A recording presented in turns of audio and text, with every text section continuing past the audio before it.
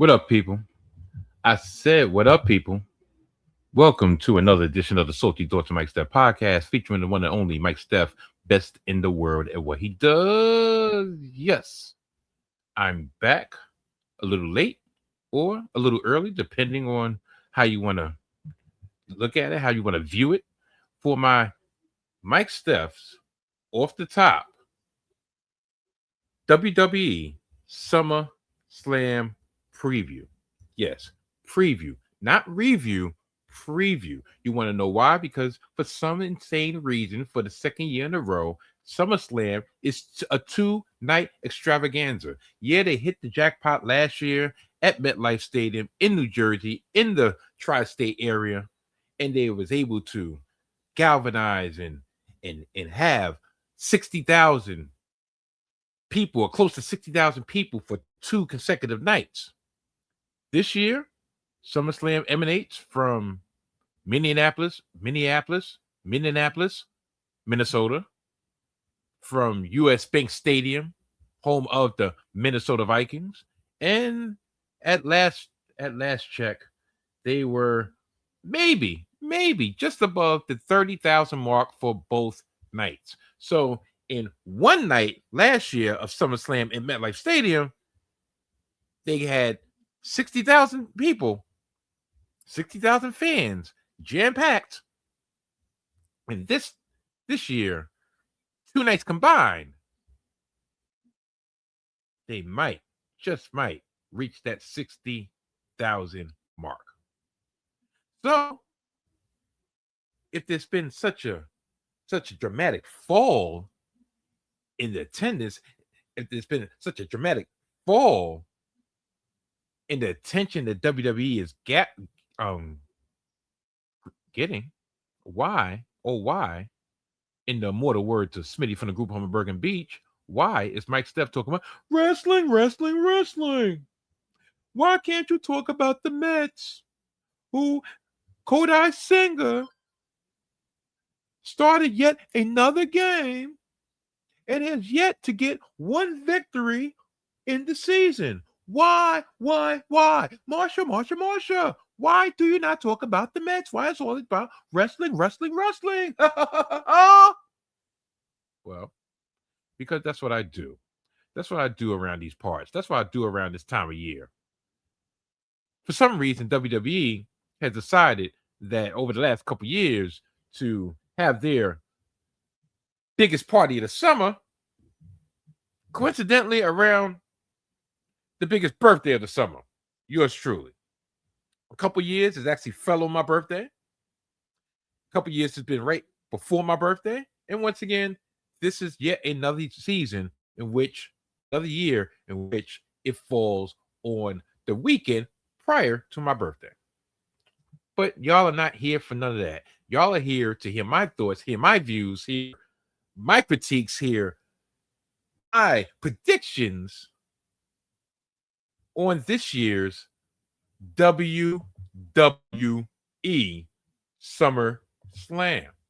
And that's where we are going to begin. I ain't going to go night by night. I'm going to go match by match. And I'm going to give you my views, my predictions, my thoughts. And then at the end of this program, I will get into the biggest news coming out of WWE besides the lame Monday Night Raw that we had this past Monday.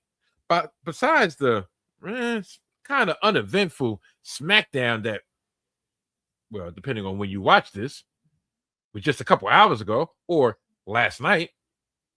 And that is the news of WWE taking over and buying the channel, the Pro Wrestling Channel on Sirius XM, and necessitating some changes in the programming, or should I say the staffing of Busted Open Radio, helmed by Dave LaGreca, Bubba Ray Dudley, amongst others, Mark Henry, and the list goes on and on. But Triple H decided to christen Busted Open Radio being the fact that now they're literally, even though they're still independent, they're under the WWE radio umbrella with some thoughts. And I will be talking about that at the end of this preview, at the end of this episode, because his thoughts or his statements, his speaking, his comments actually will make a nice little bow to tie up this episode. So we will start with night 1, and then we will go to night 2, and I will go match by match. Night 1. Night 1 is a 6-match card headlined by newly crowned WWE Undisputed Champion CM Punk defending against the former champion who lost it at Night of Champions against Sami Zayn, and the triple threat against Sami Zayn and Gunther. 3-time former champ Cody Rhodes. Then we have a Hell in a Cell match with Oba and Brock. We have Liv Morgan defending her champion for the first time, her championship for the first time ever. Well, for the first time in this reign, since she won the championship at WrestleMania against Io Sky. We have Gunther getting Nick Aldis out the suit and into the ring. We have the Usos and Jacob Fatu versus Race Keys, LA Knight, and a newly turned face, Solo SIKOA. And last and definitely least, we have the new WWE Women's Tag Team Champions, Lainey Reed and Fallon Henley, teaming up with JC Jane, the collective known as Fatal Influence, going against the former champs, Brie Bella, Paige, and the returning Nikki Bella.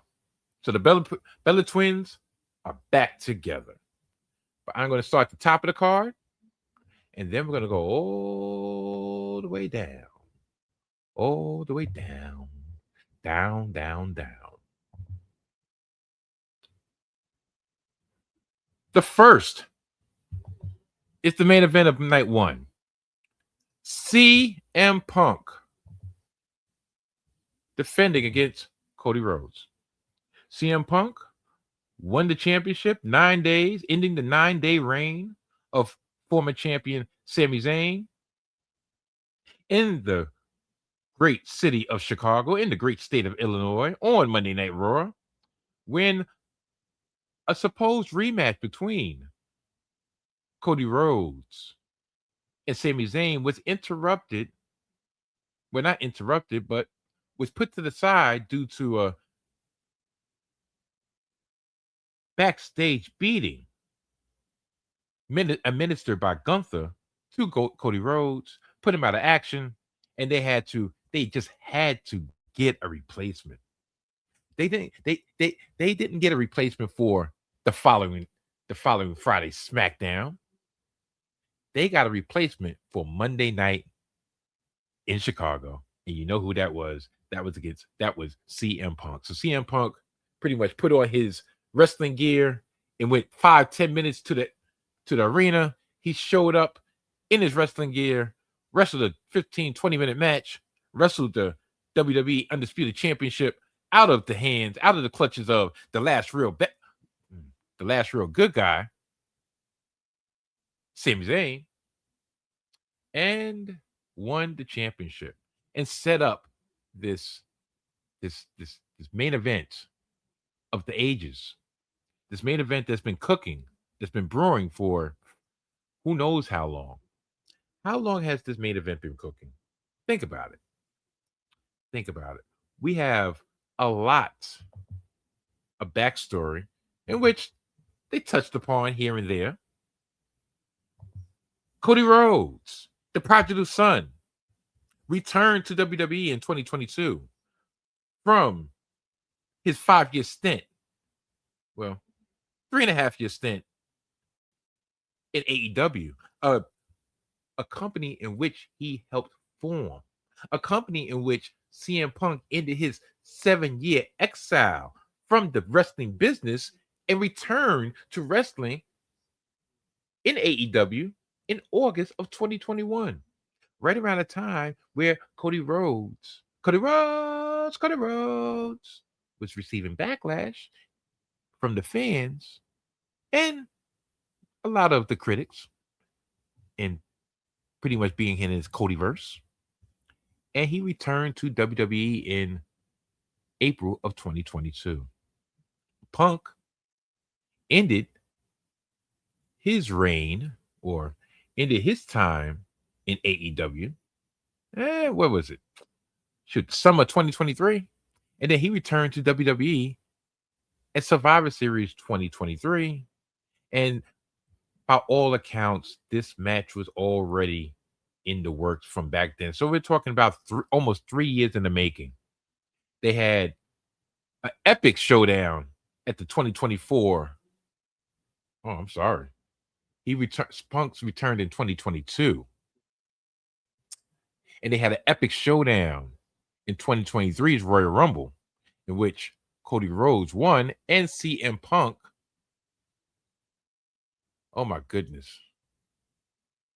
You know, maybe because of the time of day, the time of night that I'm recording this. So I apologize in advance. And most of the time, I don't apologize for nothing when it comes to this.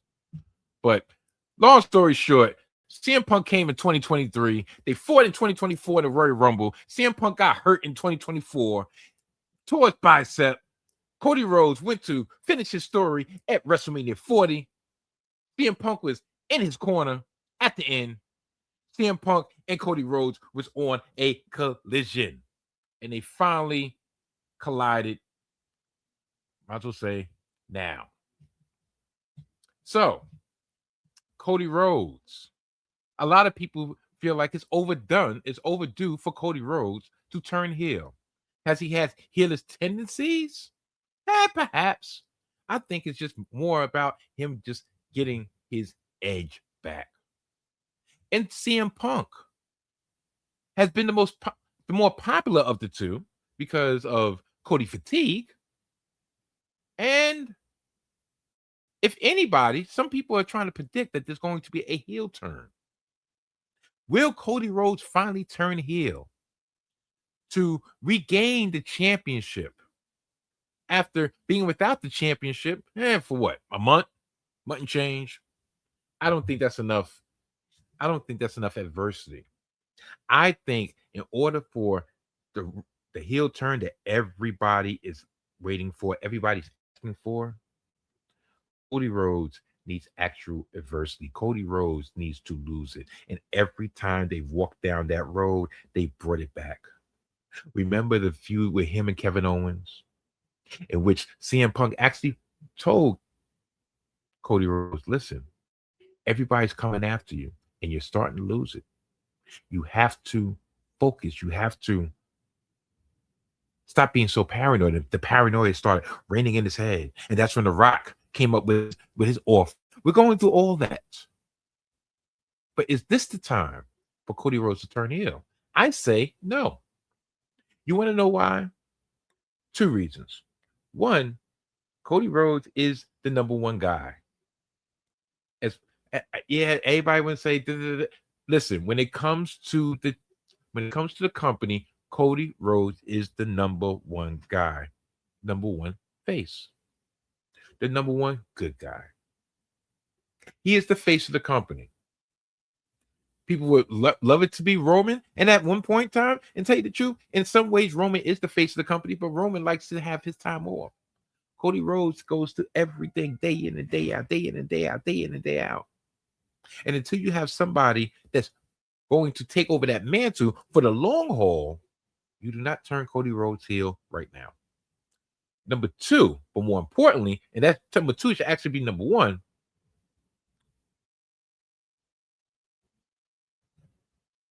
If you want Cody Rhodes to be heel, to turn heel, you have to give him a reason. What's the reason now? Because He's not getting all the champs, all the cheers. That he lost the championship for the third time and he's going to get it right back. No, you need to have him go on a losing streak. You need him to have to come up short against Punk, not only in SummerSlam, but in a rematch, let's say at Money in the Bank. And then Cody Rhodes goes into War Games, Survivor Series, and he loses again as the captain of his team. And the frustration of him not being able to not only regain the WWE Undisputed Championship, but to see the success of CM Punk, to see how the fans are galvanizing on Trick Williams and Oba Femi, and slowly but surely, he's becoming old news. And it's starting to get to his psyche. It's starting to get to his head. And as much as he tries to put the big smile on, as much as he tries to channel Willow Nightingale and smile anyway, he just can't do it. And he's down to his one last chance. And that is to win the Royal Rumble for the third time. But he fails. Yes, that's right. He fails. So he has one last opportunity, and that's at the Elimination Chamber. And that is where Cody Rhodes turns heel. You bring it full circle. 2025, Elimination Chamber, The Rock, John Cena wanted Cody Rhodes to turn heel. Or should I say The Rock wanted Cody Rhodes to turn heel? Cody Rhodes told The Rock, F you, I ain't doing it. And he got his just desserts. So 2 years later, when he tries to do it his way and tries to smile anyway and tries to be the American dream son, literally his dream turns into a nightmare. His story turns into a nightmare. And the true American nightmare takes the mask off and he goes into WrestleMania as the heel. That's how you do it. Are they going to do that? Probably not. They're probably going to turn CM Punk heel. I could see CM Punk being a heel. I could see him really gravitating into the heel because he's a freaking hypocrite. He's been a hypocrite about everything he's done. I've been slow to the party, but now you know what the problem is? The problem is when people are around for too long, you see all the warts. And CM Punk, my bad, Phil Brooks, you see the warts. You see that CM stands for Company Man Punk, Corporate Man Punk, Corny Man Punk. Not Chicago made, not Chick Magnet. Con Man Punk. All those acronyms are fitting for the man from the Second City, the Second City Saint, who's truly a devil in disguise. Do you think that it's not lost? Well, to tell you the truth, with this creative, it probably is. Do you think it's not lost on the creative that CM Punk has slowly but surely over the last couple years, especially in his return to WWE, slowly become the man that he fought against for all those years before his 7-year sabbatical, before his 7 years exile, self-exile? I don't think it's lost on them. I don't think it's lost on Punk himself. And I darn sure don't think it's lost on the fans, such as myself, that are slowly but surely realize that that man is an absolute fraud.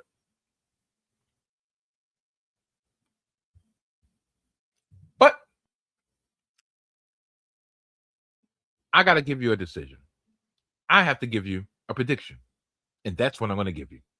My prediction for CM Punk defending his championship against Cody Rhodes, I will say CM Punk will retain the championship. You're not going to give CM Punk a month reign, and you're not going to immediately take it off him just to put it back on Cody. But something has to come out of this match.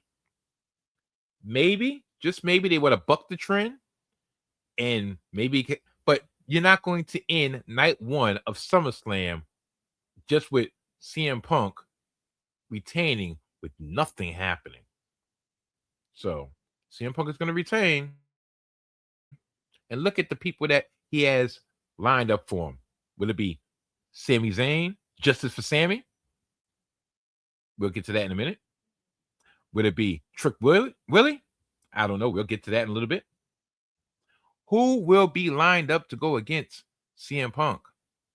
And also, on what side of the fence will CM Punk be when these matches come to fruition? Number 2, Oba Femi against Brock Lesnar for the 3rd time, this time in Hell in a Cell. And why should this match be in Hell in a Cell? No, I'm actually asking. That wasn't a rhetorical question. I'm asking. Why is that match in the Hell in a Cell? Why? I know when it comes to Brock, rivalries come in threes. When he's trying to put you over, he's going to put you over on the 3rd match, on the 3rd act. Act 1 and Act 2 mean nothing. You know what act everybody remembers? Act 3. The end, the finale. That's where people remember. That was actually a part of a promo from The Rock going into WrestleMania 19 in his 3rd match against Stone Cold on that grand stage. But I digress. Wrestling historian here. Yeah, this guy right here. Right, Black Bear? Right. But seriously, why did this match need to be in a Hell in a Cell? Want to know why? Because they lost the plot. Oba Femi beat Brock Lesnar at WrestleMania and supposedly sent him into retirement. Well, technically, he did send him into retirement. And then Brock Lesnar came out and answered the Oba Femi challenge while still retired, but he said, you know what? I'm going to come out and I'm going to play. I want my win back. So he beat Oba Femi after 7 F5s. And I guess because Oba Femi was able to withstand 6 F5 before finally being fallen by the 7th, we're supposed to be like, bravo. Bravo. So he leaves it 1-on-1. 1-1. So Oba Femi goes through the King of the Ring tournament and he wins the King of the Ring tournament. And the night after, where he's supposed to choose his opponent, he chooses Brock Lesnar. No, Brock Lesnar is not the champion. When he was supposed to choose his champion, aka choose Roman Reigns, he decided to choose Brock Lesnar. And his reasoning behind that was Brock was going to cost him the title anyway. So, you know what? If you thought that, why? I'm sorry, Oba. I'm sorry, Oba. Listen, if you thought that Brock Lesnar was going to cost you the championship match anyway, why did you put yourself through the King of the Ring tournament? I'll wait. Why didn't you just put Brock out his misery the next time you saw him before you won your champion? You won the championship. So, since that announcement has been made, they had back and forths. Each one of them called each other bish. And this past Monday night, when they had the weigh-in, why the hell do you have a weigh-in for Hell in a Cell? I'm asking, why? To give them an excuse to put them in a cell to put them in the ring in a cell? Where Brock said, you know what? Guess what? I'm going to lock you in and I'm going to talk my ish walking around the cell. You're not gonna get me. And then Oba has to beat up the officers in the ring, destroy the weigh-ins to set up this match in a Hell in a Cell. Is this a blood feud? Is it? Is this a rivalry that can't be contained? Or is this another reason? Well, this is another reason to give Oba yet another notch in his belt. First, he retired Brock Lesnar. And then less than 4 months later, he beats Brock Lesnar in a match in which Brock Lesnar had never lost. Oh, my goodness. But then what?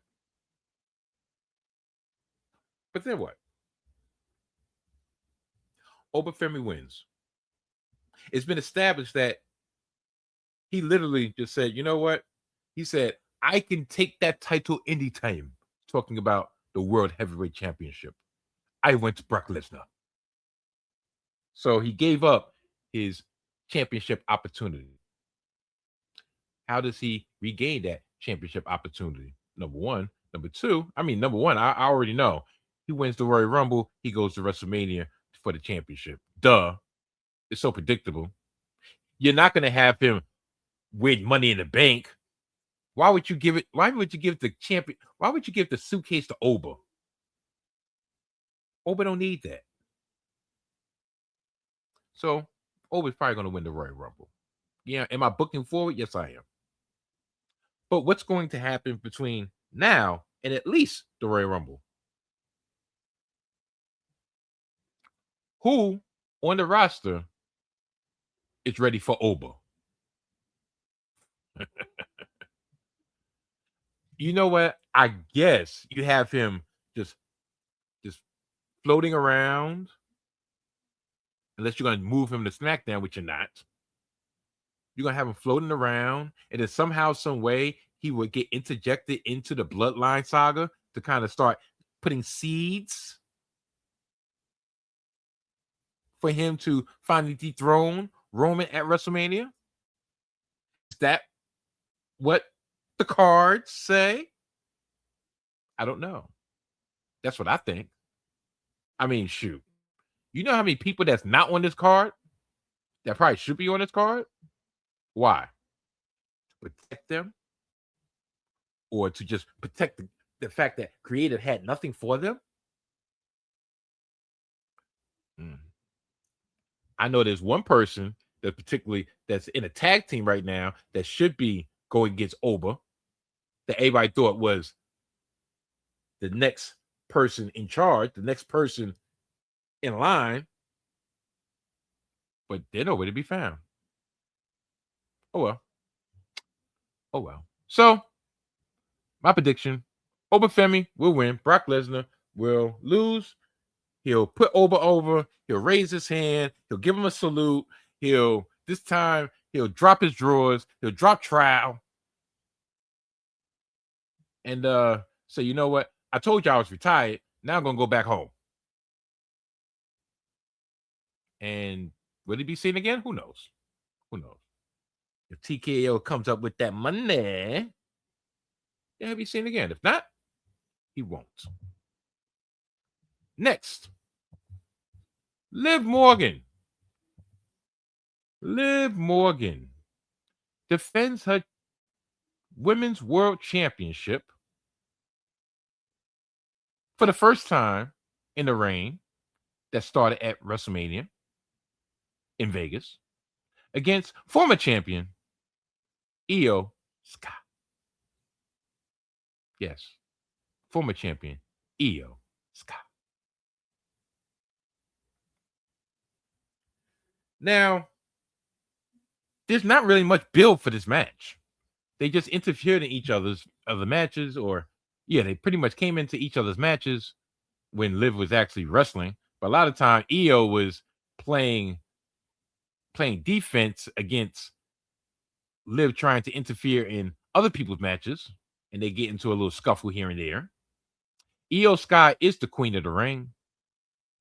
Io Sky has nothing lined up. Had nothing lined up for this. Had nothing lined up afterward.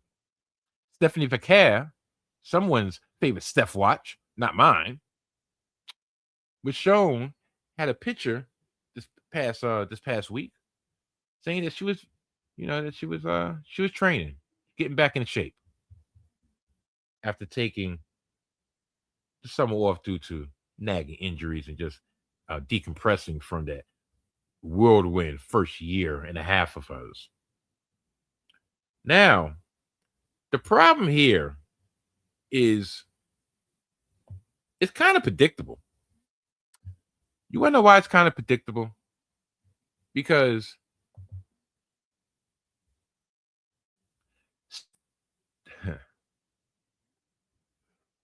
Raquel won the championship, the Intercontinental Championship, this past Monday from Sol Ruca. And that's not the championship in her hand, but y'all get the gist. Now, if Raquel has gold and Liv Morgan doesn't have gold at the end of SummerSlam, who is the dominant female in the Judgment Day? Oh, wait. If Raquel is Big Mama Cool in the Judgment Day and has championship, and Liv Morgan does not have a championship, does that lead to a Liv Morgan Raquel Rodriguez feud for the IC belt? Where does Roxanne Perez fall into this? Whose side does she take? Whose side does she choose?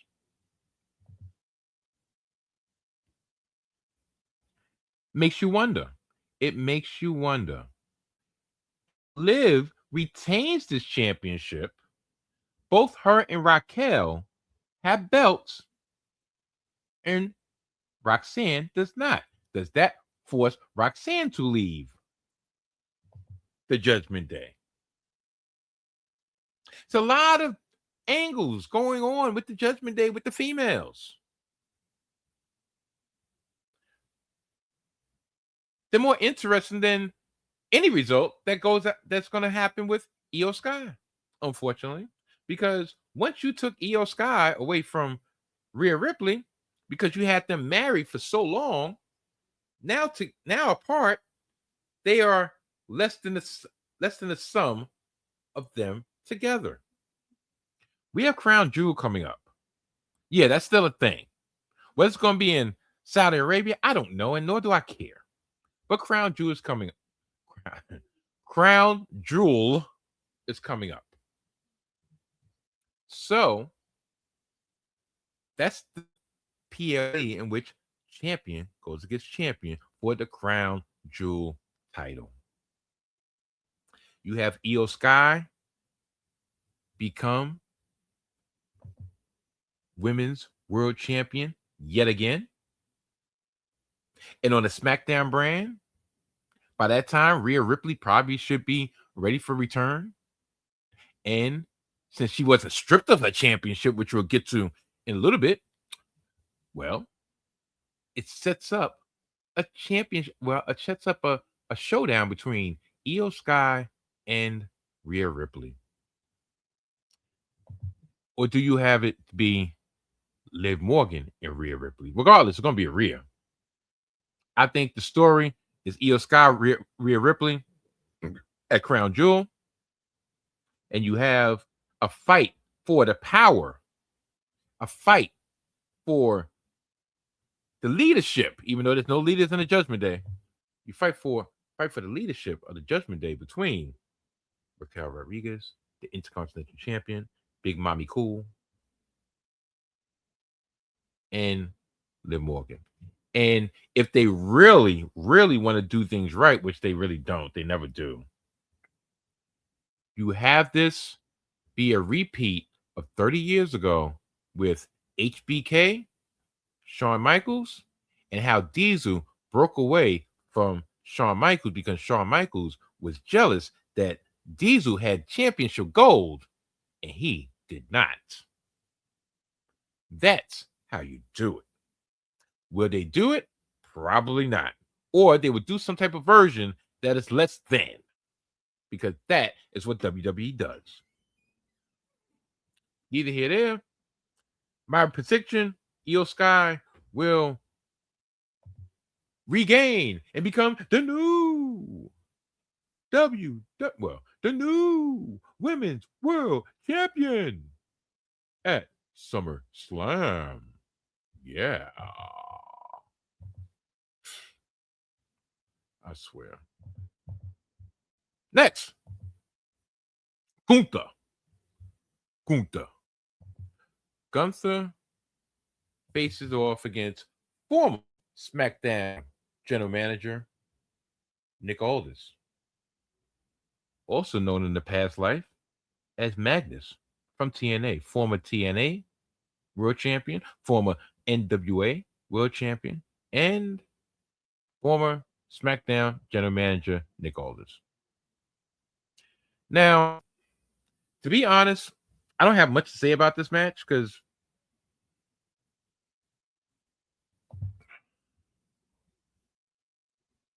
look what they've done to Gunther. Since in one calendar year, he has 3 careers on his belt. He ended Goldberg's, put him in retirement. He retired John Cena, Saturday Night Main Event this past December, and in quick succession retired AJ Styles at the Royal Rumble this past January. Now, he cannot be a career killer because then you can't go around just retiring people that's not ready to retire. Rumor has it that Rey Mysterio is supposed to be next on that list, and Rey was like, "Oh, my knee, I can't work, not gonna be able to do it." And then that left Gunther with nothing to do. Had him go against Seth Rollins. Good match, but really had no story behind it. And then he came up short repeatedly in getting the WWE Undisputed Championship away from Cody Rhodes. Cody Rhodes lost, just could not handle the business. So because of all these instances, he felt like he was being screwed, and the person that was screwing him was SmackDown general manager Nick Aldis. Right? Nick Aldis, this is his 3rd time in a dispute with one of his employees as SmackDown general manager. He already had received 2 RKOs from the absent Randy Orton. Ooh. Just thought about something, but I'll get to that in a minute. And everybody thought last year when Kevin Owens went down with the neck injury, the perfect replacement would be Nick Aldis. And they chose not to. Then late last year, when Drew McIntyre felt like he was getting screwed by the company, screwed by Nick Aldis, screwed by everyone in charge to keep Cody Rhodes as the WWE champion, once again, Nick Aldis was in the crosshairs. But did he pull the trigger? No, he did not. Gunther, on the other hand, some would say Gunther forced his hand. Did he force his hand? Or was it the fact that, listen, we have nothing for Gunther to do? And listen, we've been running the same storyline that we had with Drew, and we just passed over to Gunther. Nick Aldis, we've been teasing him for the last year and a half, 2 years. Everybody knew once he became SmackDown general manager, once he appeared in the WWE as a general manager and the shape that he's in, everybody knew it was only a matter of time before he got in the ring. So that's what they did. And that's what they're going to do. Is Gunther going to lose? No, Gunther's not going to lose. Should he lose? At this point in time, it doesn't even matter. Because whatever momentum he had, whatever heat he had, coming out of John Cena's retirement, coming out of AJ Styles' retirement, I won't say it's gone, but it's on its last fumes. It's on its last fumes. So, to be blunt, Gunther will defeat Nick Aldis in a pretty darn good match. Next on the agenda would be now this is a match in which I have a lot to say about the people in charge. I mean, the people in this match. The Usos, Jimmy and Jay, the Usos team up with Jacob Fatu to face Royce Keys, L.A. Knight, yeah, and Solo SIKOA. One of these things doesn't belong here. One of these people is not the same. One of these people don't belong here. Now it's time to play our game. It's time to play our game.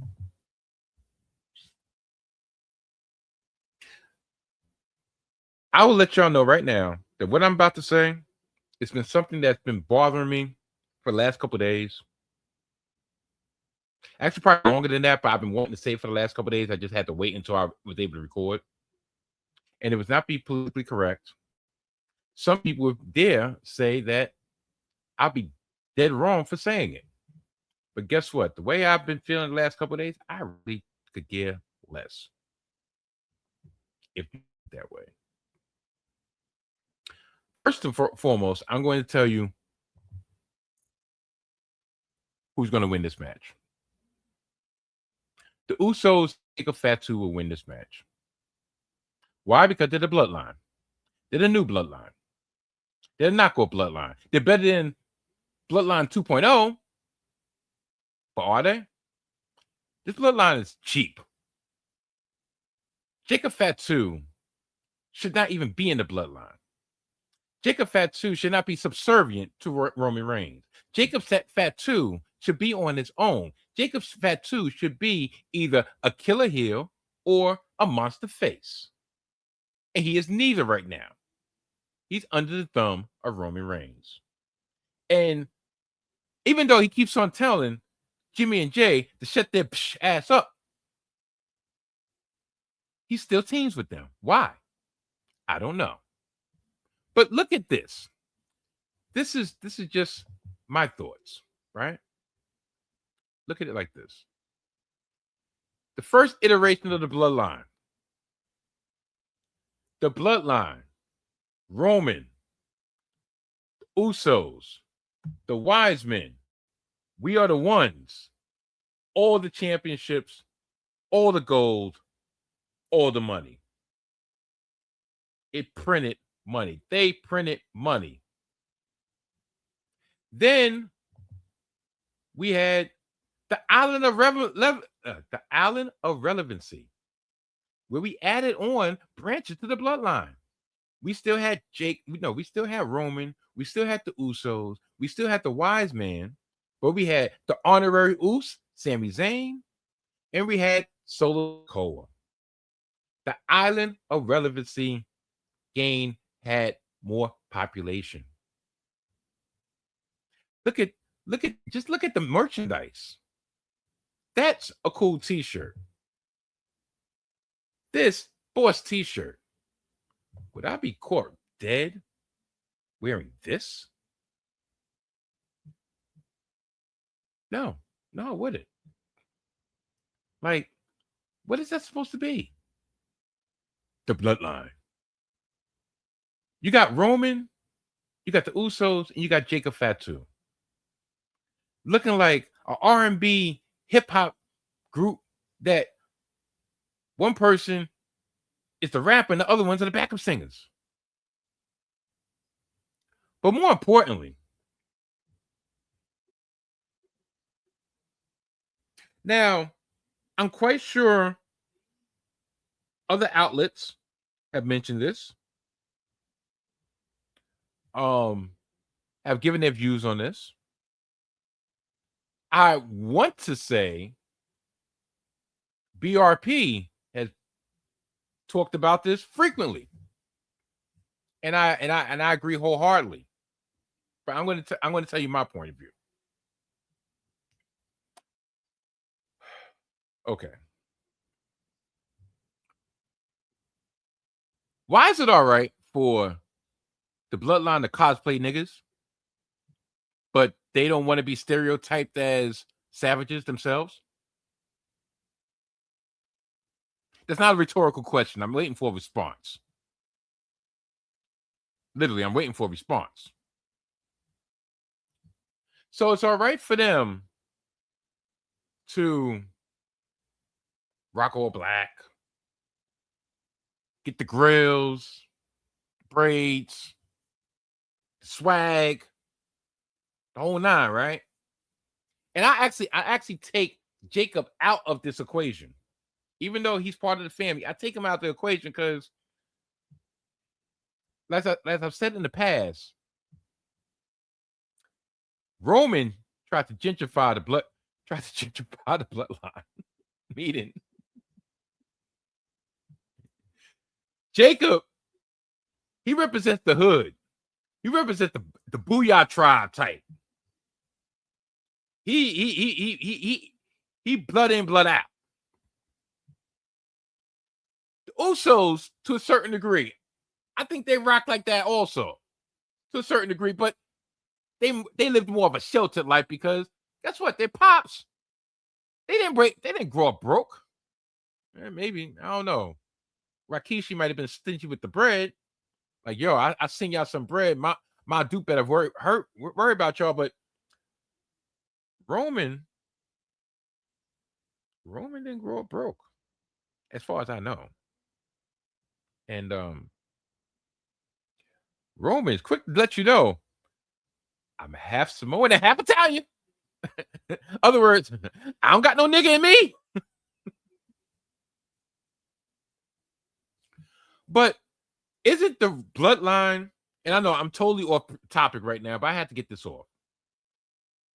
The whole point of the bloodline, and I admire it, and this is not a knock on Roman, because I love the fact that Roman cares about his family and looks after his family in real life and on screen. That permeates into real life. And he did not want to be stereotyped as a Samoan savage, such as the late Alpha and SIKOA, eating raw fish, having bones through their nose, walking around barefoot. I get it. I get it. He didn't want to be like the cousins and the uncles, the Samoan SWAT team, the head shrinkers, the whole nine. I get it. But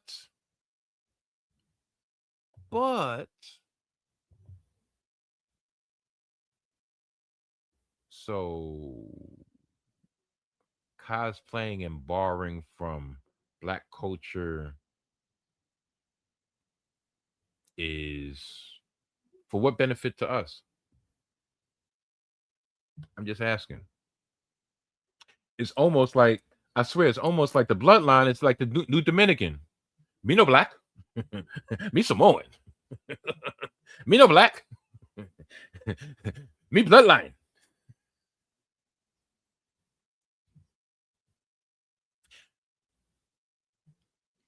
Knowing how the administration is of TKO, in particular, Paul Levesque, his family ties, And whether you want to, whether right or wrong, Roman Reigns, you know, he like hanging around with who he like hanging around with. I feel like when you like rocking with certain people, or when you feel okay being around certain people, a certain ilk, I really feel like you shouldn't be able to ride out to the fence. Like you can't rock with Orange Man and then want to which go and then want to cosplay. You know what I'm saying? Just saying. This is going way longer than I thought it was going to be. But who's going to win? Like I said, Usos and Jacob Fatu. Is Solo SIKOA going to turn and rejoin the bloodline that's been teased? Is this face turn one of those face turns like The Rock back in 1998, where he turned against, well, where he fought the corporation only to join them in a week after at Survivor Series? Or maybe that was the plan, but due to the popularity that Solo SIKOA has gained as showing his true personality as the lovable goof, maybe they lean into Royce Keys joining his brother from another, Jacob Fatu, and being an official member of the bloodline. I personally think that's the way they're going to go. So, Usos and Jacob Fatu will win due to Royce Keys turning on Solo and LA Knight. And that is my prediction. Yeah, I said it. I said it. And that's how it's going to be. Now, the last match that we're going to talk about on night one is Fatal Influence. The team of JC Jane, Laney Reed, and Fallon Henley going against the Bella Twins and Paige. Does anybody care about this match? I don't. Is this going to be one of the matches that's going to be on the pre-show or the ESPN version? Hopefully it is. Maybe it is, because they feel like, maybe we get some mainstream notoriety by putting the Bella Twins on ESPN proper. Because nobody really wants to pay $30 to see the Bella Twins. Paige here. And maybe, just maybe, you can actually get some young talent exposed to the mainstream media if you have Fatal Influence in that slot on ESPN proper. I believe that's the way to go. Also, you get them out the way, so when the real card comes, we just have banger after banger after banger after banger. And I use the word banger loosely because I'm not really a fan of none of these matches, but night one is way better than night two to me. I mean, you got Cody and Punk, Hell in a Cell, Liv and Io, 3 right there. Gunther, like this is the weakest match. This is the weakest match on the card. So therefore, I think you should put it in. You should put it in there, but they probably won't. I don't know. But yeah, not really to say. Fatal Influence just won the championships, won the tag team championships. Nikki is returning, and Nikki's either going to turn against her sister in Paige, which I think is too early, personally. So I think, being the fact that Nikki missed WrestleMania due to injury, they will give Nikki Bella the win for SummerSlam. Yeah. Now, night two. And I know people probably like, hold on. Whoa. How you doing a preview? And you want to keep people's attention and want to keep people in tune with the show, and you waited until 54 minutes and 43 seconds and counting to even talk about Roman Reigns and Seth Rollins,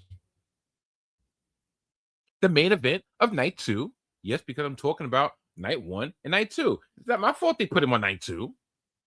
Tell you the truth, I get it. Roman Reigns is a main event player.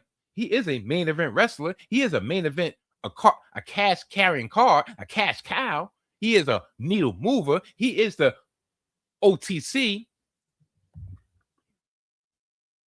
the only tribal chief.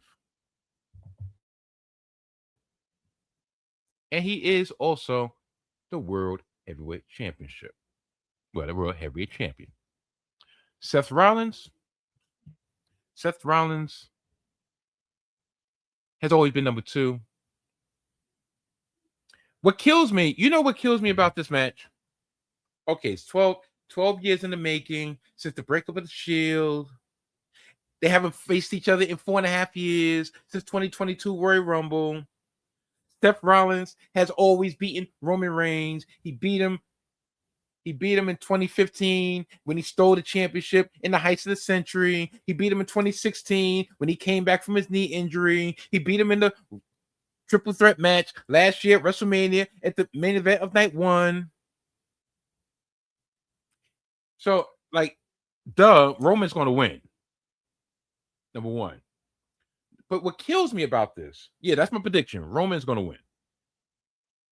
But what kills me about this is Roman Reigns.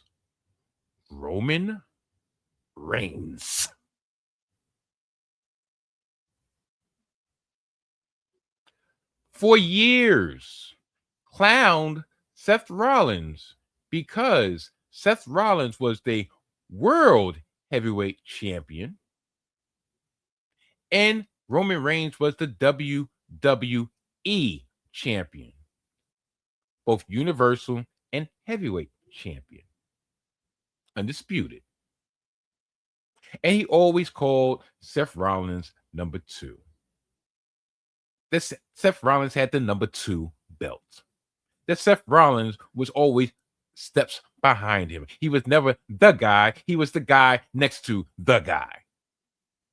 That Seth Rollins always needed someone, Papa H, to prop him up on his pedestal. Right? Okay. So, with that being said,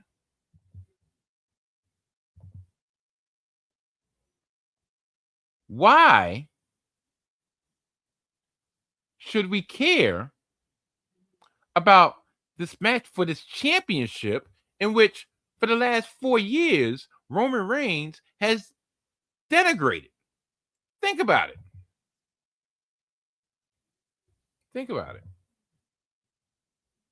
Now, Roman Reigns has said, yes, he needs to beat Seth Rollins for the championship.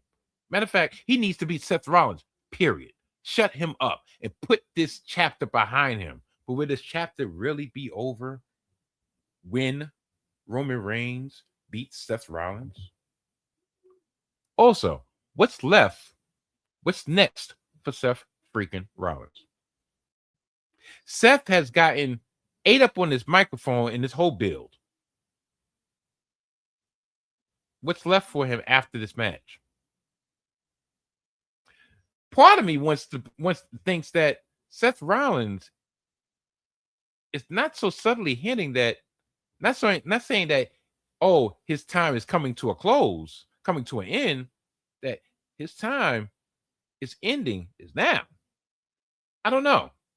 I just had this feeling because, like, literally, what is left for him? Unless they're gonna put him on SmackDown. And maybe that's why Becky is kind of disappeared. Because maybe after this match, after he loses, he goes to SmackDown. But if he goes to SmackDown, he runs into the same problem. Same players that he's already fought. Seth Rollins has done everything, has fought everyone. Nobody wants to see him versus Cody again. Nobody wants to see him versus Punk again. Who else is there? What, him and Finn Balor again? If he goes heel? If he's face, there's nobody on the roster. What, him and Drew McIntyre again?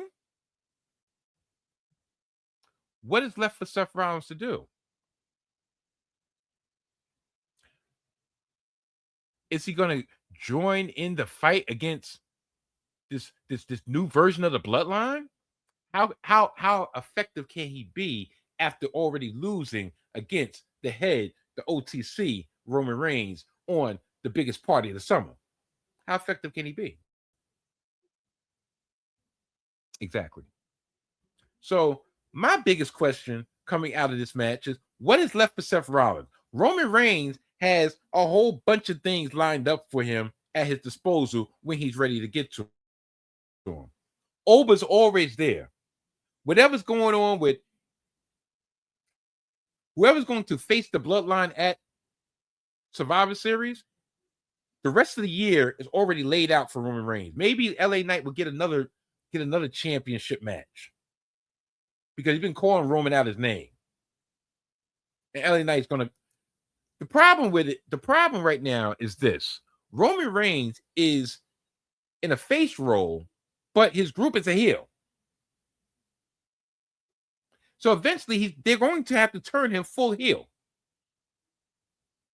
Either way, he has opponents. Seth, face or heel, there's nobody left for him.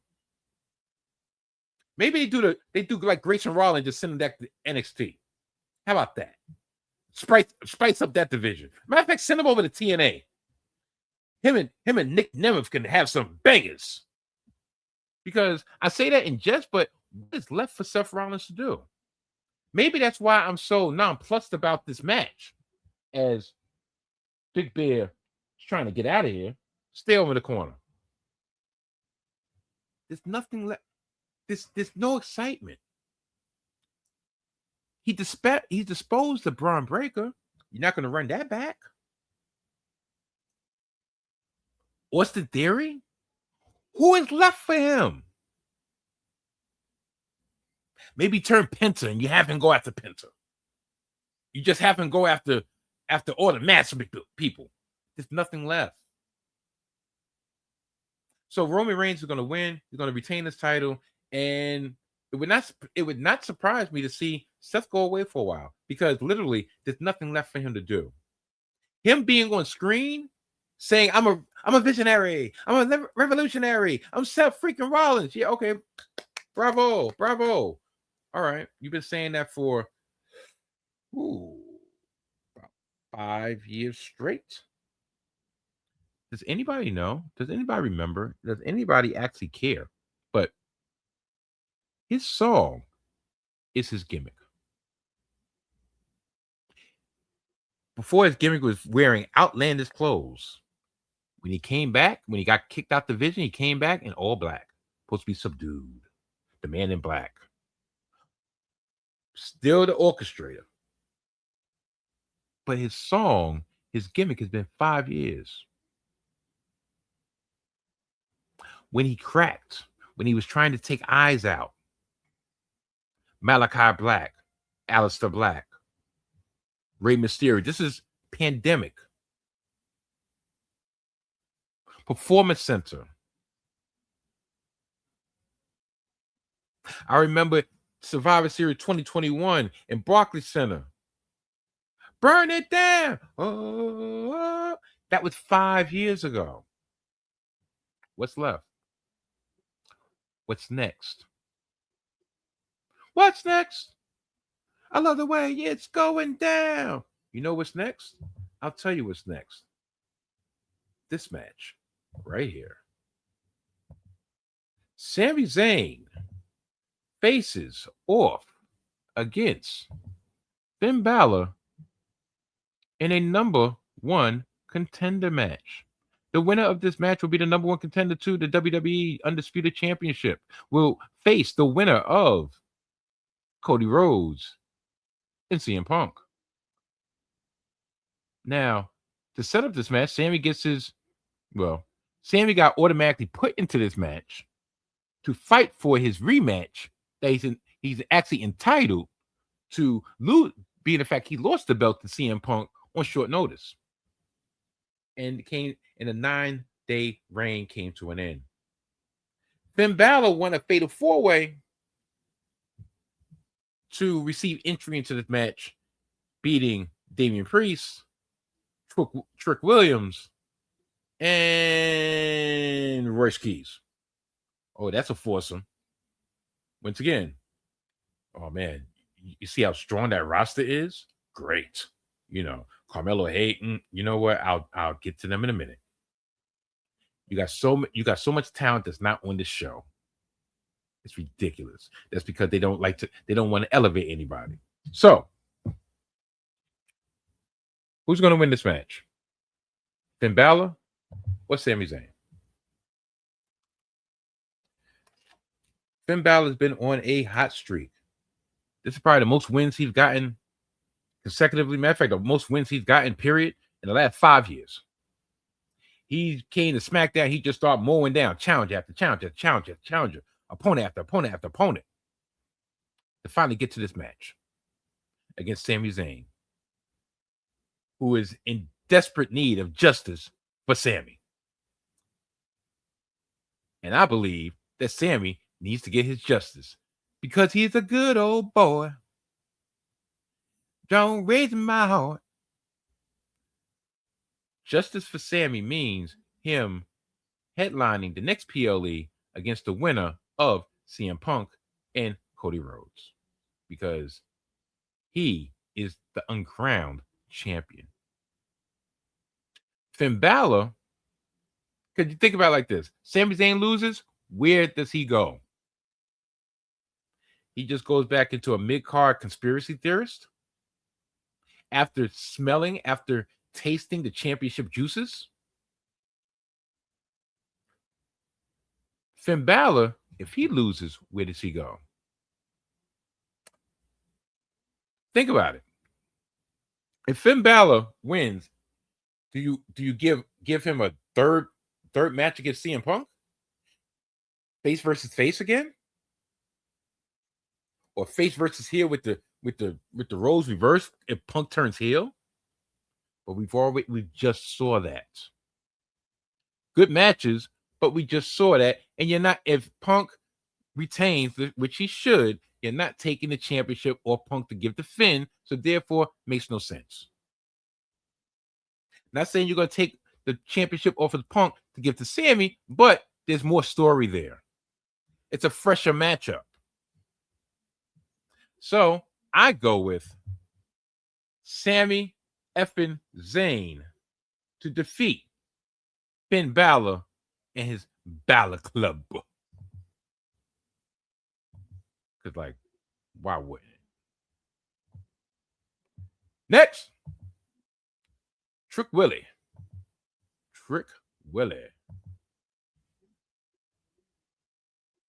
against Baron Corbin for the United States Championship. Baron Corbin returned to WWE a couple weeks ago in a match between Trick Williams and Carmelo Hayes, yes. And he interfered in that match and staked his claim to become the new United States champion.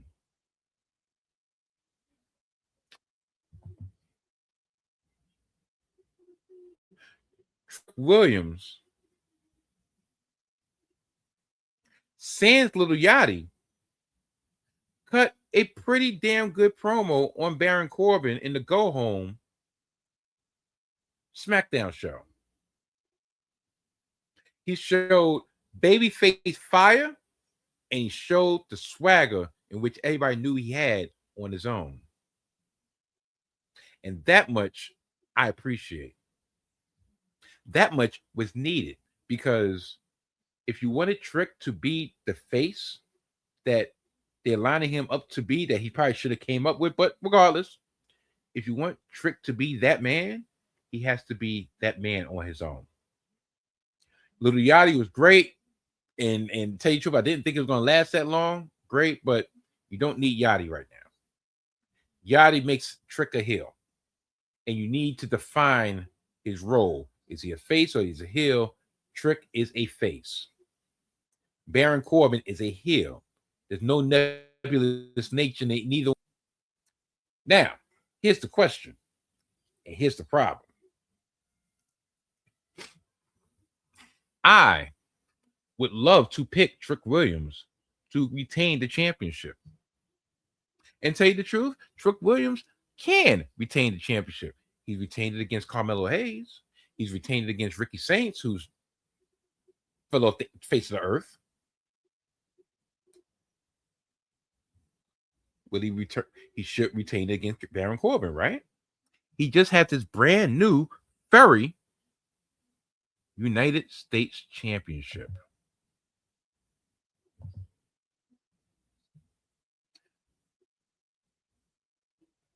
Baron Corbin was brought back for specific reasons. He was put into this program for a specific reason, and that's to help Trick get over. Not even get over, but help Trick get to that next, to give Trick some type of adversity. To give somebody that he literally looked eye to eye with. Fellow football player, former football player's stature, athleticism. And he's a vet in the WWE culture, a vet in the WWE way of doing things. Even if he was released and brought back, he's still a veteran of that for 10 years. There's a reason why he immediately came into this match, immediately came into this program. I hope to be wrong, but the way Pops likes to book, take it away, give it back to you. What? Take it away and move you someplace else. He's held the championship since WrestleMania. So that's May, June, July, August, 4 months. I personally think him losing this frees him up for the Money in the Bank. I could see Trick Willie winning the Money in the Bank. I could see him overcoming adversity. I could see him losing to Baron Corbin right here and regaining it back. But unfortunately, I see Baron Corbin winning the championship by nefarious means and giving Trick a burning desire to get his revenge, get his title back, and more importantly, take that what he has and bring it to that next level. Because if anybody thinks that I'm looking forward to Punk and Cody in the main event for from now until main WrestleMania, please. Now, the second to last match. Oh darn, not really. I thought it was the last match. Oh well. PENTA will defend the Intercontinental Championship against the hometown favorite, Chad Gable, the former El Grande Americano, the former El Grande Americano OG, will go after his long sought after Intercontinental Championship win against PENTA. PENTA won the championship slightly before WrestleMania. He retained in the crazy ladder match at WrestleMania. PENTA is over with the title, without the title. Chad Gable, with the momentum that he was riding over the mask versus mask match, the momentum he's been riding as a face, trying to atone for his atrocities in the past, it's only right that he would gain the long wanted Intercontinental Championship in his home turf in Minnesota at SummerSlam. And yeah, I really think literally you'll be snuffing out with the flame that he has right now. Because if it's not now, then it's going to be never. I personally think he should have won a couple years ago against GUNTHER. Maybe he should have won at WrestleMania instead of SAMI, because to tell you the truth, that the storyline was set up for Gable to win, and they put SAMI in that position, and SAMI completed the story. But it was never SAMI's story to become Intercontinental Champion for the third time, to end a 2+ year reign or almost a 2-year reign of terror from Gunther that should have been Chad Gable. This will not right the wrong, but this will actually bring everything full circle for when Chad Gable became El Grande Americano, was based off his loss against PENTA in PENTA's debut over a year ago. And now he's going on this redemption tour, and now he finally gets the Intercontinental Championship by beating the man who sent them off the deep end, and that's PENTA. And maybe, just maybe, I don't think it's going to happen, but maybe PENTA will take a ride on the wild side, take a ride on the dark side. Who knows? But for this match, yeah, PENTA will lose. Now, next match. The ladder match for the interim WWE Women's Championship. Charlotte, Jade Cargill, Tiffany Stratton, Chelsea Green, and as of last night, Lash Legend. Yes, those are the 5. Who is going to win this match? Well, number one, I don't see, no way, no how, Charlotte ever being proud or even showing off an interim women's championship. So that automatically takes Charlotte out the equation. Charlotte's not walking around with no interim championship. She is on the she has had the most reigns as a woman in history. She's not pressed to get an interim championship. Jade probably should win this championship because whoever's going to win is going to have to face Rhea when she returns to become the legit champion. But Jade's problem is with Charlotte. That's where the money's at. Charlotte and Jade. And tell you the truth, what they should have did, they should have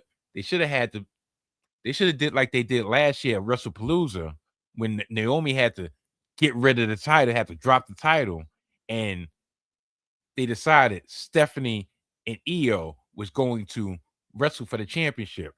It should be Jade versus Charlotte for the championship. It shouldn't be no ladder match. But that's neither here nor there. I've said my piece before in the past. Tiffany Stratton is the United States champion. She's not winning. Simple as that. Lash Legend. Will they give it to Lash Legend? And then you can start some type of dissension between her and Nia Jax. And Nia Jax should have been in this ladder match, but she got screwed out of her spot both times. You know, because they were so nondescript, and because they've had Chelsea just kind of like, she's been there. Her and Tiffany are besties. It would not surprise me. And tell you the truth, this is strictly from my heart and not from my mind. Chelsea Green will win the interim championship because literally it's an interim. They can get away with playing around with this championship. And I think there's been a groundswell. There's always been a groundswell. That's why Chelsea is like pretty much a face. And imagine the pop that she would receive, being the fact she's legitimately scared of heights, to go up there and get that championship.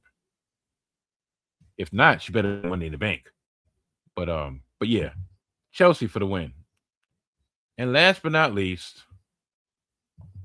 in another waste of space on the show, Danhausen versus Dirty Dom Mysterio in a Human Money's on the Pole match.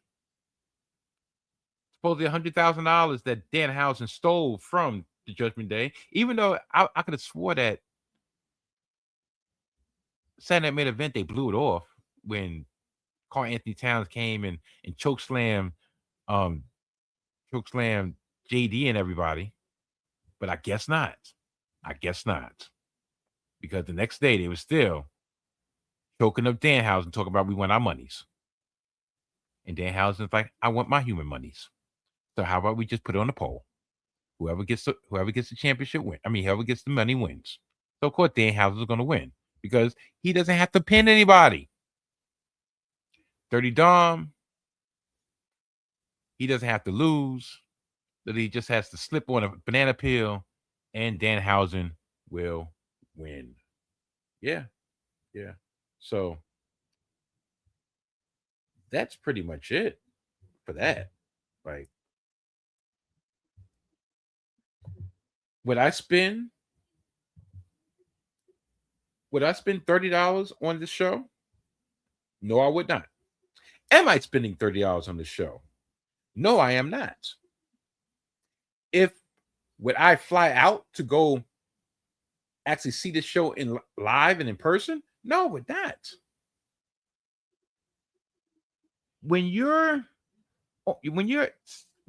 only been able to sell half the amount of tickets that you did the year prior,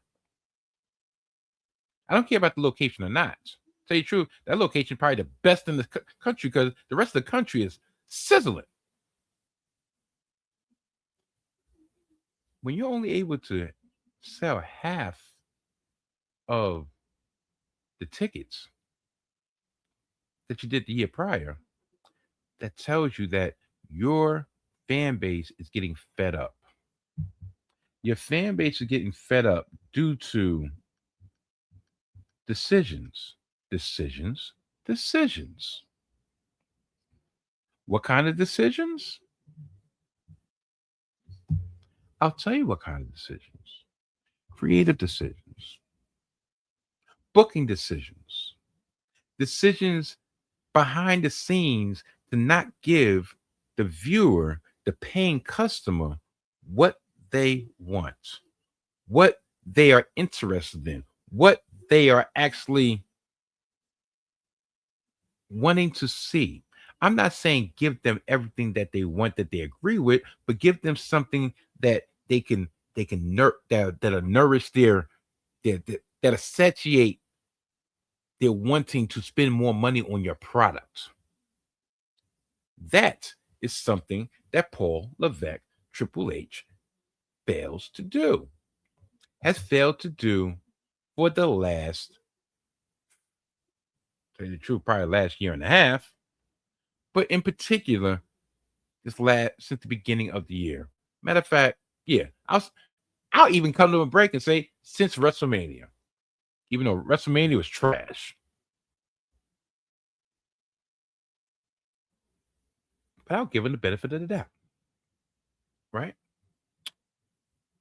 Now, Triple H, Paul Levesque, was on Busted Open Radio because Busted Open Radio, the entity underneath the WWE radio umbrella on Sirius XM right now, starting this week. So, of course, whenever WWE has a new product, whenever WWE has a new acquisition, they put their all into it. And Triple H brought his talents to Busted Open Radio and said these comments in which I think is a microcosm of what's actually going on right now with WWE and their product. This mother. Why? There you go. Now, he had an interview, and I will say this, and I will read from the interview. Early in the interview, there was a discussion about pro wrestling being mainstream today in a way that it was never years ago. Triple H said, there's no need to pretend like WWE is a real sport anymore, in part because it's widely recognized as an art form. No different than a musician. Okay. So he literally said there's no need to pretend that WWE is a real sport, but yet they are featured on ESPN where they actually have real sports, right? Now, Everybody knows, but the whole point of wrestling is to suspend your belief. Suspension of belief. For the amount of time that you're watching the product, you're supposed to be engrossed into the product that you're watching. Do I really want to watch a movie? Yeah, I know the movie ain't real, but I want to be engrossed into the story. I don't need the director telling me while I'm watching the story. Yo, you know that's not real, right? You know he doesn't really fly in the air. You don't see the strings that's hot, that's picking them in the air? Flipping idiot. I continue. There was a moment in time where our predecessors literally fought tooth and nail in bars and clubs and on the street to prove to people that this is real, because they thought that was the badge of legitimacy of what we did. Over time, the badge of legitimacy of what we do is just what we do, right? It's so difficult. It's so physically demanding. It's so all-encompassing. You know what kills me with him? He swear he's an intellectual. He really swear he's the intellectual. Like he's saying all these the legitimacy. Anytime somebody has to repeat a long word that has multiple syllables, that's a tell that they think that they're smarter than what they actually are. My old saying, this is my saying, not a common saying, but this is my saying. The smartest man in the room is the man who realizes he is not the smartest man in the room. I know people are like, "Oh, that doesn't make it makes perfect sense." It makes perfect sense. If you really think about it, it makes perfect sense. And that's something I pride myself. The smartest man in the room is the man who knows he is not the smartest man in the room. Figure it out. But that's what this is. The person that's saying these comments believes that they're the smartest man in the room. I'm going to repeat them again. There was a moment in time where our predecessors literally fought tooth and nail in bars and clubs and on the street to prove to people that this was real, because they thought that was the badge of legitimacy of what we did. Over time, that the badge of legitimacy of what we do is just what we do, right? It's so difficult. It's so physically demanding. It's all encompassing. It is so all those things. It's an art form that takes over your life. We put our hearts, our souls, our bodies, our physical well-being on the line to do it. And now we don't have to fight people. We don't have to fight people to tell them it's real. We just have to show people what it is and say from a storytelling standpoint, hopefully from an in-ring storytelling standpoint, from a physical standpoint. We don't have to pretend we're a real sport. We're a show. We're a movie, a TV show, a series about a sport. But the physicality is real. The emotions are real. What people put into it are real. Maybe more than any other sport or business I've ever seen. He's a flipping idiot. I swear. This is one of the times in which I wish I could allow myself to bring my guard down and literally curse up a blue streak. But the mature me, the better me, the better version of me, the new version of me, the reborn version of me will not allow myself to lower myself down to the lowest common denominator. But I will reiterate that he's a flipping idiot. I'm going to reread that paragraph again. And this is a classic example, once again, of someone who wants to portray themselves to be an intellectual, someone who thinks they're smart when they're dumb as a rock. Not the rock, a rock. It's an art form that takes over your life. We put our heart, our souls, our bodies, our physical well-being on the line to do it. And now we don't have to fight people to tell them it's real. We just have to show people what it is and say from a storytelling standpoint, hopefully from an in-ring storytelling standpoint, from a physical standpoint. We don't have to pretend it's a real sport. We're a show, a movie, a TV show, a series about a sport, but the physicality is real. The emotions are real. What people put into it are real. Maybe more so than any other sport or business I've ever seen. Idiot. He's a flipping idiot. Look at this. Look at this moron. He's a flipping moron. He's a moron. He's a moron that's at the head table of a corporation. That's literally what he is. He is so far in the deep water, he has no idea. When I was talking about cosplaying, he's cosplaying a corporate man. He's cosplaying a businessman. He's cosplaying an intellectual. The article continues. Triple H goes on to show his disregard for pretending like WWE is a real sport by revealing that Brock Lesnar is actually mentoring Oba Femi behind the scenes. And you want to know why nobody cares about this product. You just said, did you not just say, we have to show people that what it is and say from a storytelling standpoint, hopefully from an in-ring storytelling standpoint, from a physical standpoint, the emotions are real. What people put into it are real. He just said that, right? And then he goes on to say, and you know what? Even though we're about to have this big Hell in a Cell match, this grueling, career-shortening Hell in a Cell match between Brock Lesnar and Oba Femi, Oba Femi is actually getting mentored by Brock Lesnar behind the scenes. Lesnar's name came up when Triple H was talking about how today's top guys do so much to help younger stars learn all the important things they need to know about excelling in the wrestling business beyond just doing moves in the ring. We're fortunate now to have a generation also of Cody, Punk, Roman, Seth, and all these guys. And Brock, right? He'll probably suplex me for saying this, but Brock is hands-on with Oba Femi. He sees something special in there, and he's like, okay, kid, come with me, and I'm going to teach you. Here's all the things you got to learn. He brings him in his room in the afternoon. They sit for hours and talk about all this stuff. It's the level of stuff that brings this new generation up.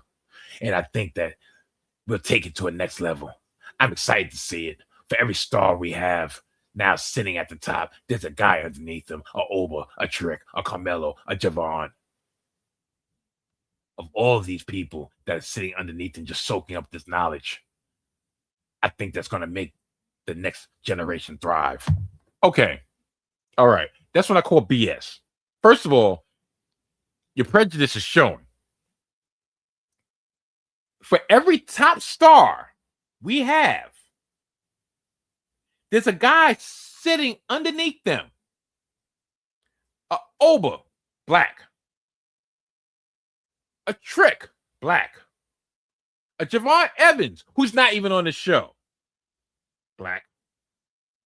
A Carmelo Hayes. Oh, yeah. Remember when I said I was going to bring out Carmelo Hayes? Yeah. Carmelo Hayes. Where's he? Wasn't he involved in this United States Championship merry-go-round with him and Ricky Saints? And then they just got pushed out the ring right before a big PLE to insert Baron Corbin. This is similar to when he got pushed out the way at WrestleMania and inserted Sami Zayn. You mean to tell me this couldn't have been a three-way? I won't even say Ricky Saints because Ricky Saints got his one-on-one match at Night of Champions. Been a four-way? Meanwhile, you got Carmelo and Ricky Saints, which go wrestling on main event. But they're not on the show. Javon Evans, one of the new generations, the next generation that's ready to step up, not on the show. He beat Rusev. Whoopee. Do you know how much talent is not on this show? We have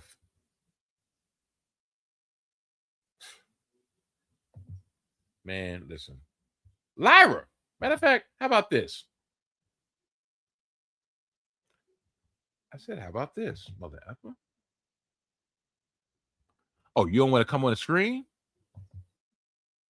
Lyra Valkyria. Last time she was seen overall was on Saturday Main Event when she defeated Bayley. She just turned heel, and she has not been on Raw or SmackDown since that monumental victory. Great way to put over her new character. Last I heard, she was actually on Main Event. Yeah, there's that show again. Main Event. Going against Speed Champion Ren Sinclair.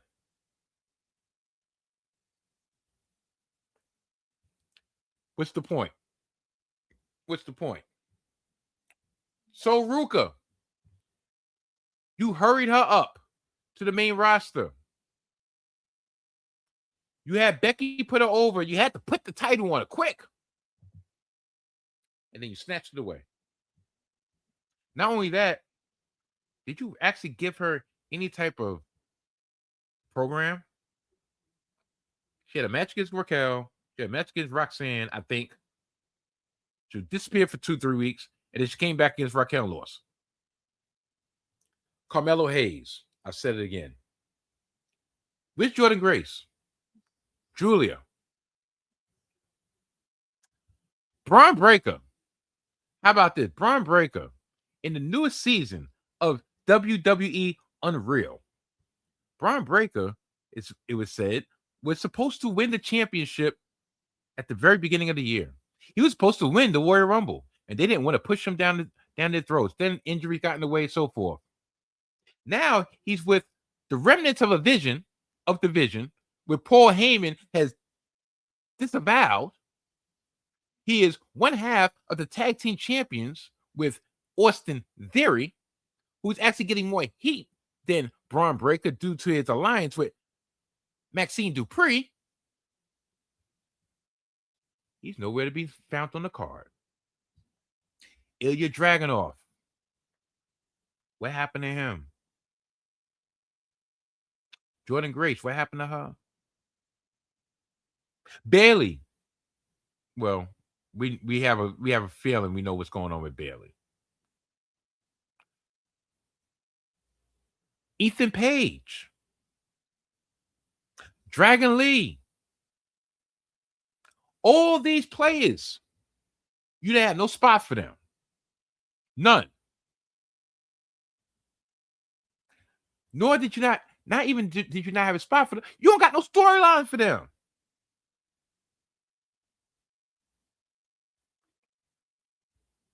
But one of the quotes that came out that I did not read was where he literally told people, don't get mad. Why y'all getting mad at creative? That's your problem. Y'all getting mad at creative. If y'all put that same energy and get mad at these characters, y'all be in a better place. Y'all enjoy the product better. But isn't WWE Unreal? Aren't you one of the stars, the star of WWE Unreal, where they take a look behind the curtain to see exactly how everything is made? You're the one to put out on Front Street that literally every move is calculated. Every move is called from the back so they can get the proper camera angle. You're the ones who put out there. You have constant communication with the referee to let the wrestlers know what they want in the back, if you're going to call it audible or not. You're the ones who put that out there. So, of course, yeah, if something goes wrong, if something goes awry, we're not looking at the players because all they are chess pieces.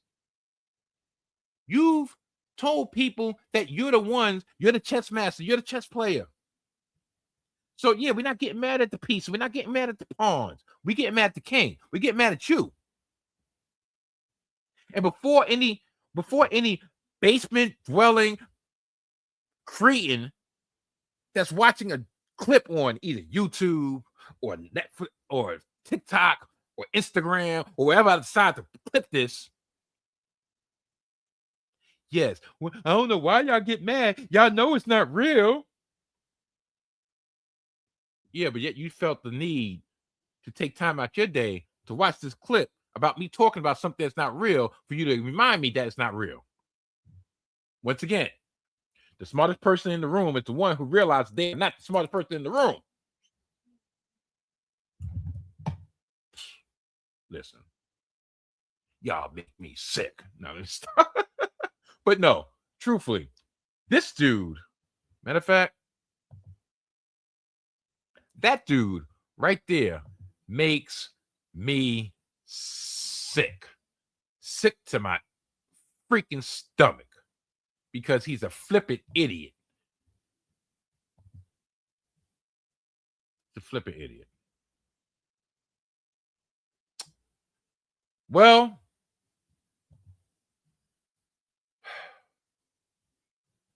listen.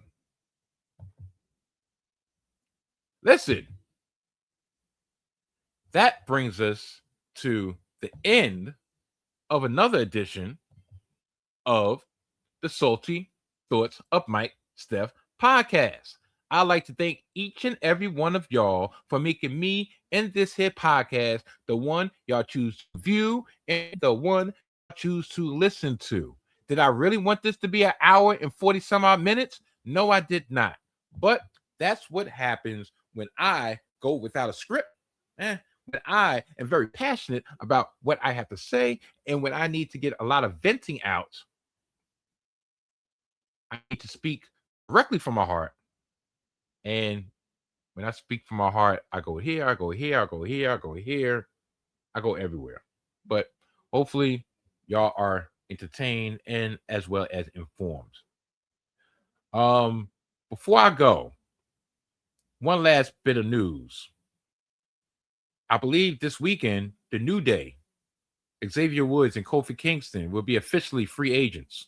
They came out with Xavier dropped a cartoon clip a couple days ago, letting pretty much the gist of it was him and Kofi was two unicorns and they were ready to get out the circus and they broke free out the circus, and on their way they tried to run over, but they was about to run over Triple H, but they were like, nah, we just scaring you, we just running past you.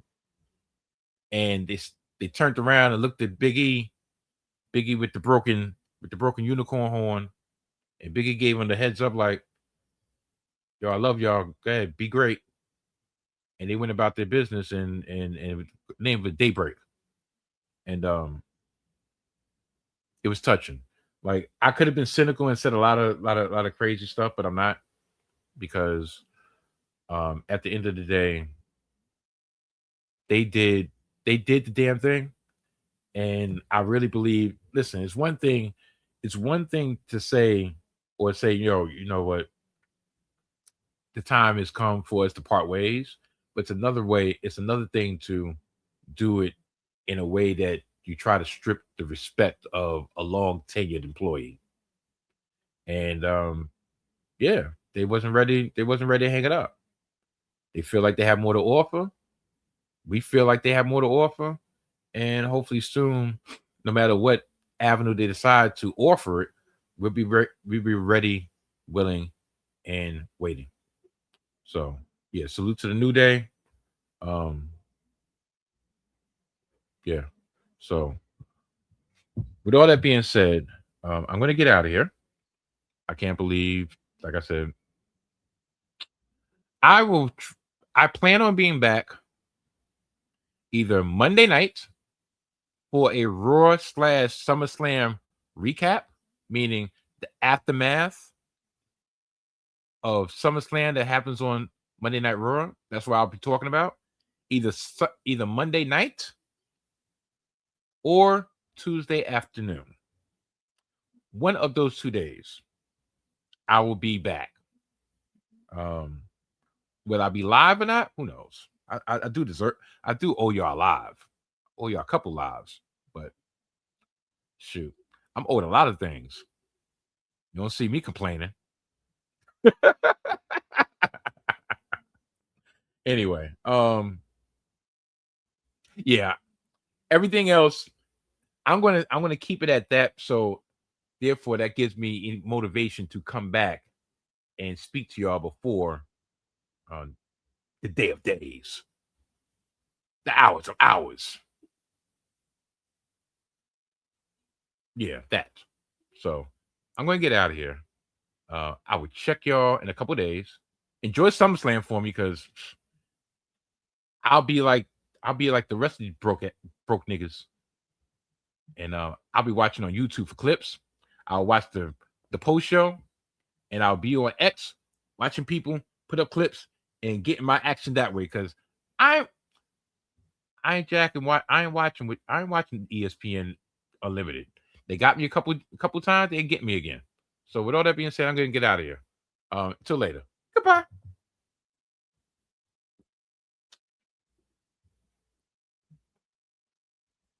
I don't know why this has been acting up. I said goodbye, man. Like, yo, like, what's good?